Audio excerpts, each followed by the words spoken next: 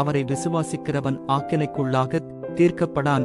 விசுவாசியாதவனோ தேவனுடைய ஒரே பேரான குமாரனுடைய நாமத்தில் விசுவாசமுள்ளவனாயிராதபடியினால் அவன் ஆக்கினை தீர்ப்புக்குட்பட்டாயிற்று. யோவான் எழுதின சுவிசேஷம் 3ஆம் அதிகாரம் 18வது வசனம்.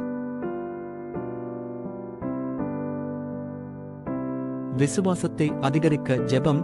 அன்பான தேவ ஆண்டவரே, உங்கள் வார்த்தையின்படி உங்கள் குமாரனாகிய இயேசு கிறிஸ்துவை நம்புபவர்களுக்கு தண்டனை விதிக்கப்படாது, நம்பாதவர்களுக்கு ஏற்கனவே தண்டனை விதிக்கப்பட்டுள்ளது என்று அறிவேன். என் விசுவாசத்தில் பலவீனத்தை அனுபவிக்கும் போது உங்கள் மகத்தான அன்பையும் கருணையையும் எனக்கு மேலும் தெளிவாக காட்டும்படி உங்களிடம் மன்றாடுகிறேன்.